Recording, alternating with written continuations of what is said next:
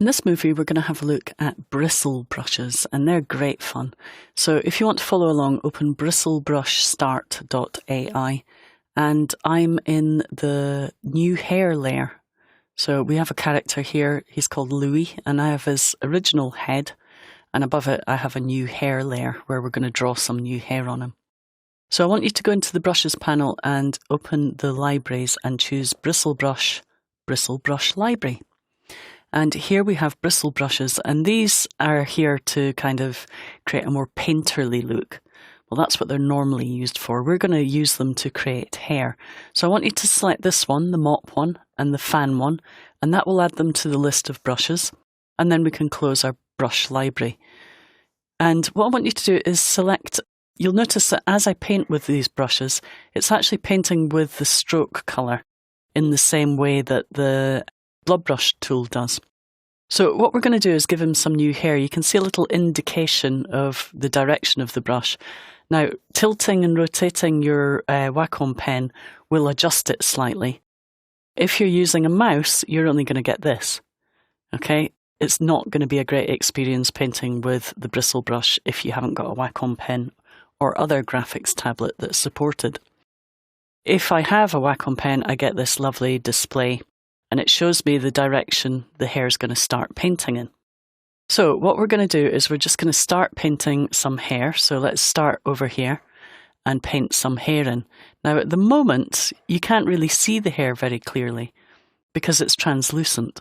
If we go into our fan settings, double click the little thumbnail, we can go into our bristle brush options, and I could call this Louis' hairbrush. Okay, I love calling brushes hairbrush. Call me simple. And you can choose the shape of the brush. I'm quite happy with a flat fan, so I'm going to leave it. You can adjust the size. You can adjust the opacity. So if I bring the opacity up, we now get lovely dark strokes. So I quite like really dark strokes for this character. I want them fully opaque. We can adjust the length of the bristles and the size of the bristles as well, make them fatter or thinner. And that affects them. Density, so whether they're low density, in which case we get these individual strands, or high density, where they're really grouped together.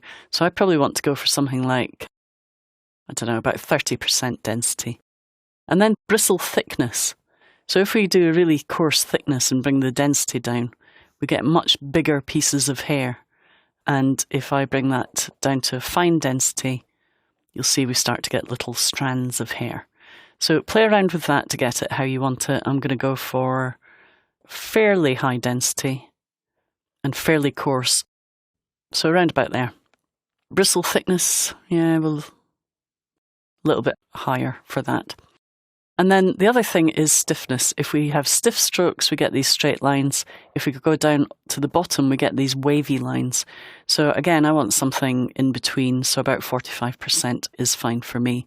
And I'm going to click OK and apply it to the strokes. And now I can continue to paint his hair. And we'll give him a big quiff, I think. So let's paint a lot in here. Okay, now you'll notice it's painting on top of his head. When I get to the ear and round about the ear, what I'm going to do is change to draw behind mode. And with draw behind mode, I can paint and it will draw behind the ear instead of in front of it. So I can make it look as if the hair is going down the back of his neck. And I don't have to worry about painting over the edges that way. And then when it comes round here, I could do a little bit also behind his head there, just poking out. So, really great brush for creating these kind of hair effects. It's also good for creating a more painterly effect with your brushes, but I tend to use it just for hair and things like that. So, have a little play with that, and when you've finished, you can turn off the template layer and see him in all his full glory. Now, if you want to see some other versions, you can click on the bristle brush end file. And here I have his original hair. He looks quite different with that different hairstyle.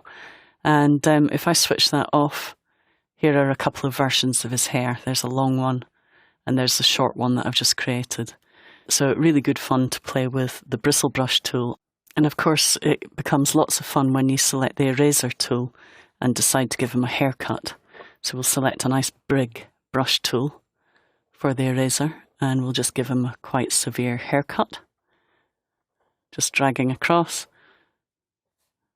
and that'll release. And he now has a very strange haircut. So great fun playing with the bristle brush tool and the eraser tool.